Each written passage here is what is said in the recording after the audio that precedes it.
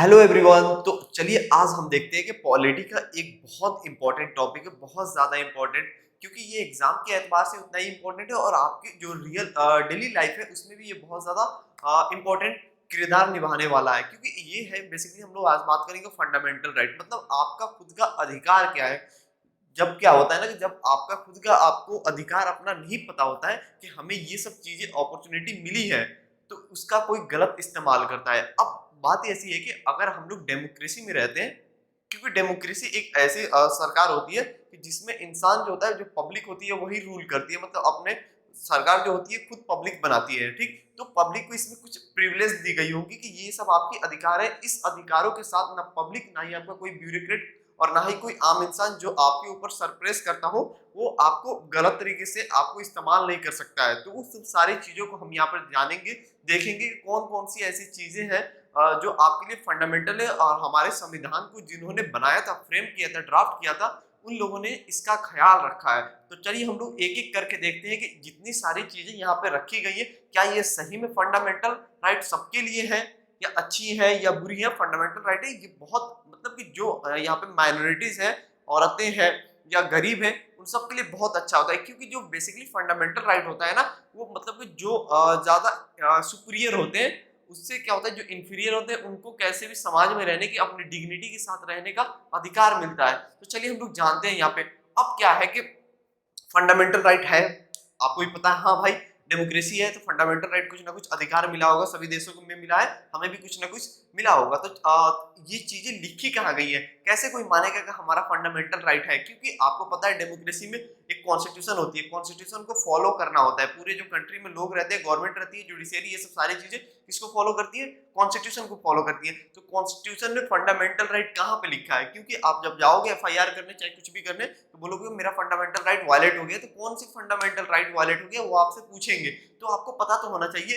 अगर मान लिया आपके साथ किसी ने कुछ गलत कर दिया, बट आपको पता नहीं ये मेरा फंडामेंटल राइट है, तो फिर आप कैसे क्लेम करोगे। तो सबसे पहले ये जानना अहम है कि हमें क्या क्या फंडामेंटल राइट मिली है। क्या वो फंडामेंटल राइट सभी को मिली है, सभी जाति को मिली है, सभी धर्म को मिली है, सारे जो कलर वाले लोग हैं, ब्लैक व्हाइट, सबको मिला है, औरत मर्द सबको मिला है, बच्चे को भी कुछ मिला है, या किसी को थोड़ा सा अलग कुछ अधिकार भी मिली है। उन सब के बारे में हम यहाँ पे जानेंगे। तो देखिएगा, जो फंडामेंटल राइट है वो कॉन्स्टिट्यूशन के पार्ट थर्ड में होता है। पार्ट थर्ड में, कॉन्स्टिट्यूशन के पार्ट थर्ड में आपका फंडामेंटल राइट एग्जिस्ट करता है। ठीक, तो एक चीज तो आपको याद करना होगा, पार्ट थर्ड, फंडामेंटल राइट कहाँ पे है, पार्ट थर्ड में है।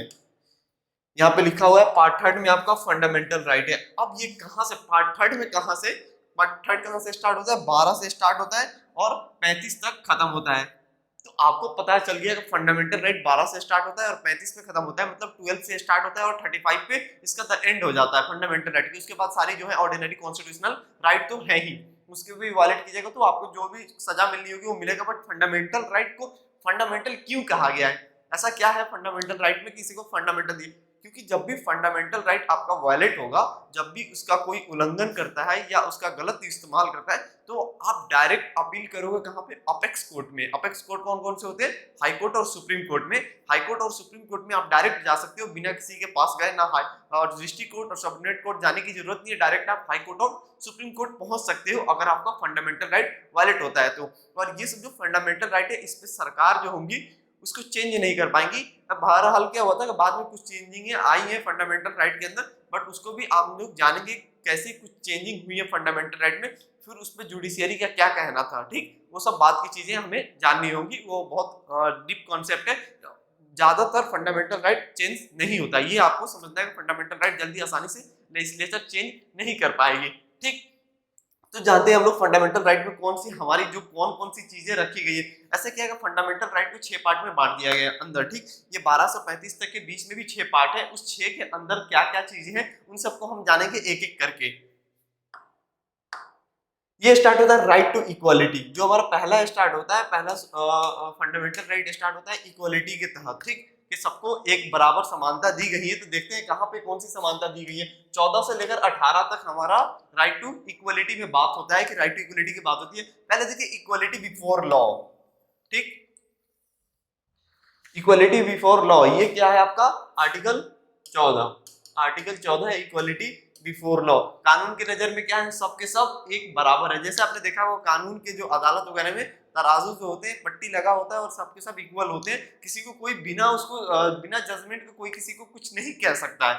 देन क्या आता है ये वाला सेकंड, ये बहुत इंपॉर्टेंट है, बहुत ज्यादा पॉपुलर भी है, आपको थोड़ा बहुत पता भी होगा कि ये फंडामेंटल राइट है। इस पे मूवी भी एक बनी थी 2-3 साल पहले, आयुष्मान खुराना की एक मूवी है आर्टिकल 15। ठीक, तो आर्टिकल 15 किस बेस पे बना होगा, जो लोगों ने मूवी देखी होगी उनको समझ में आ गया होगा।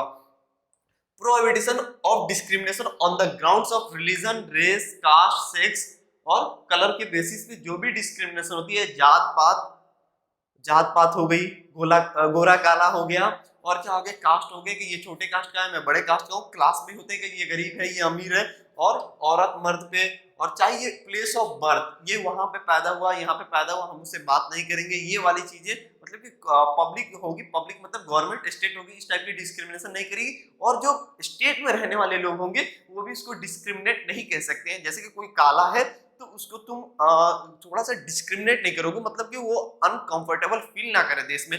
हमारे देश को ऐसा बनाया गया, यहाँ पे कोई भी रह सकता है, चाहे किसी धर्म का हो, किसी जात का हो, किसी कास्ट का हो, किसी रंग का हो, किसी सेक्स का हो, किसी भी कहीं पे भी पैदा हुआ हो, वो हमारे देश में पूरे आजादी के साथ रह सकता है।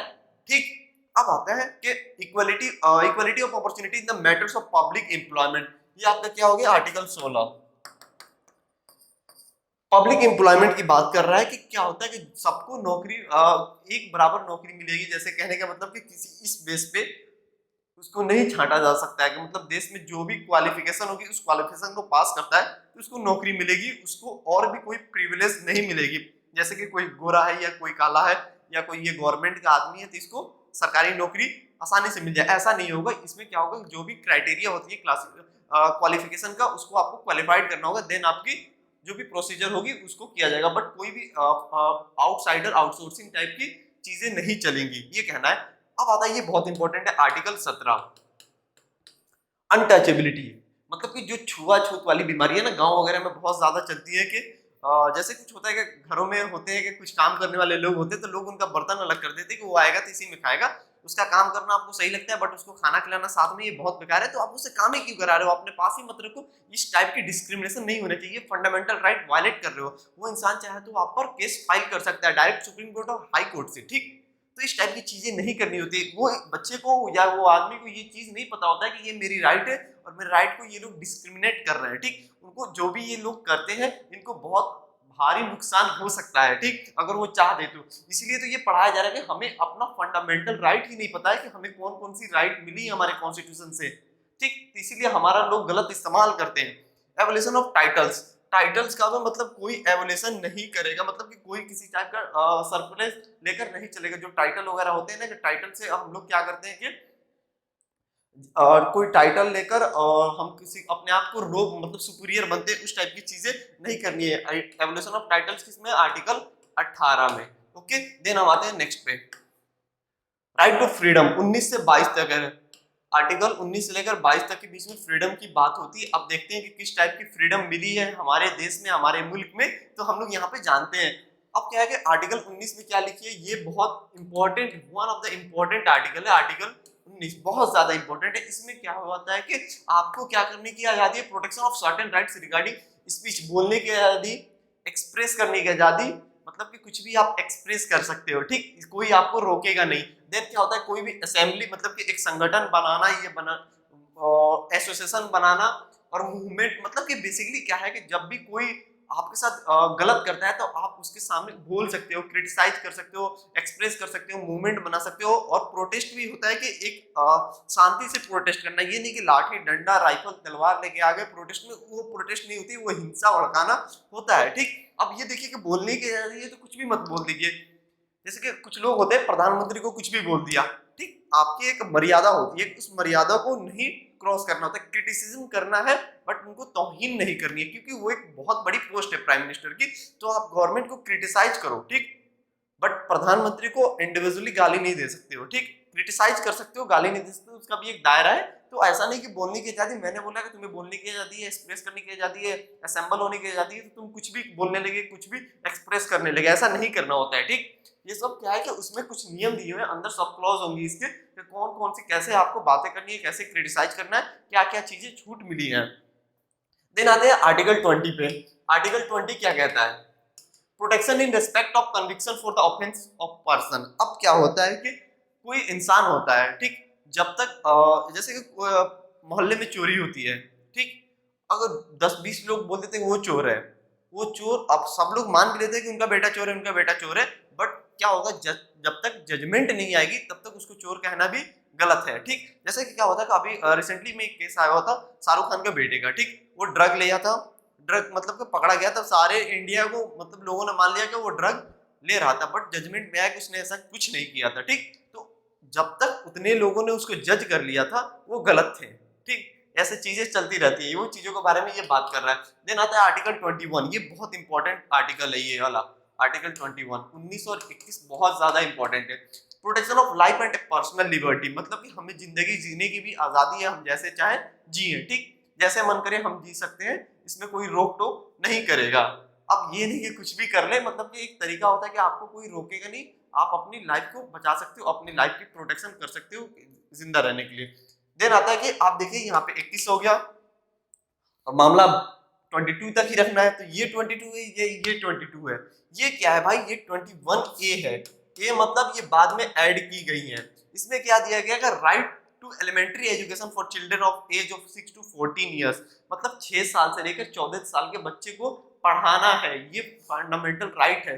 अगर बच्चे को आप नहीं पढ़ा रहे तो वो बच्चा आप पर केस कर सकता है, मतलब गार्जियन को ये बातें कही जा रही है कि आपका बच्चा अगर 6 से 14 साल का है तो उसको सबसे पहले आपका काम क्या है कि उसको पढ़ाना है, ये आपको फंडामेंटल चीजें उस बच्चे के लिए, नहीं तो वो आप पे केस कर सकता है, ठीक।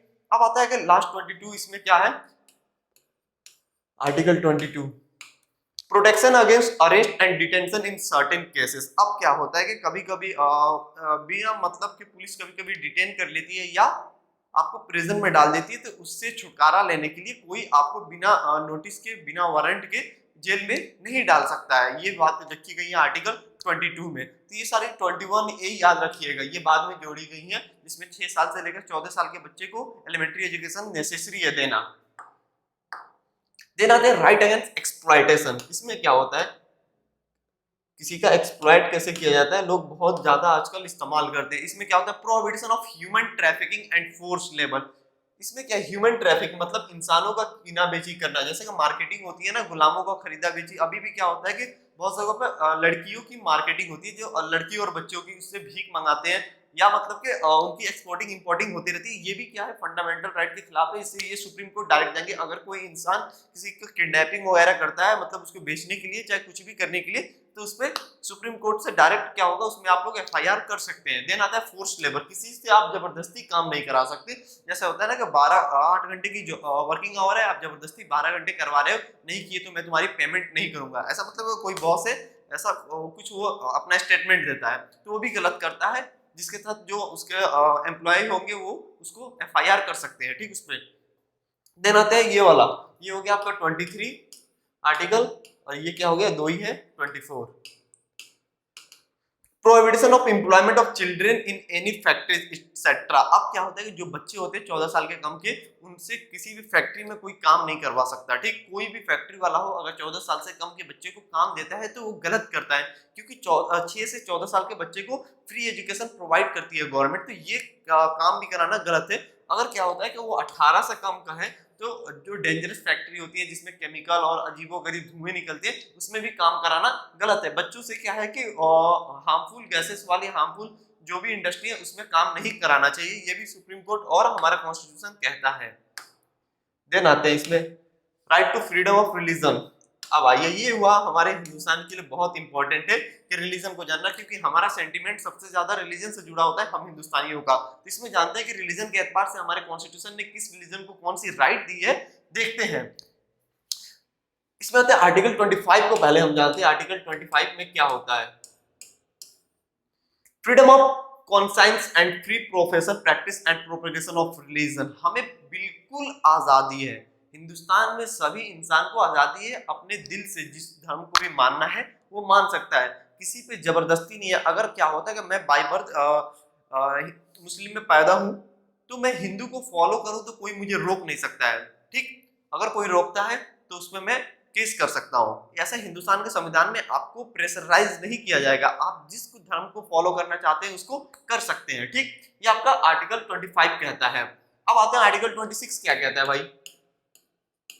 Freedom to manage religious affairs for religious denomination. अब क्या है कि आप पूरे तरीके से फ्रीडम है कि आप अपना, जैसे होता है ना रिलीजियस एक्टिविटी होता है, कोई फेस्टिवल मनाते हैं, कभी किसी को देखा होगा जमात में, जैसे जैसे तबलीगी जमात और जैसे धाम वगैरह लोग जाते हैं, तो वो सब क्या हुआ कि आपको बिल्कुल आजादी है कि आप अपने रिलीजियस एक्टिविटीज फ्रीली कर सकते हैं, बट उसका एक कानून दायरा होता है कि आप कुछ भी उसमें मत करने लगिए, ठीक। तो उसका भी कोई भी रिलीजियस जो रियल में होता है, जो ग्रंथ में किताबों में लिखा गया, वो बहुत पीसफुल तरीके से होता है, लोग उसको गलत बना देते हैं, वो बेकार की बात है, तो उस पर एक्शन तो जरूर होना चाहिए।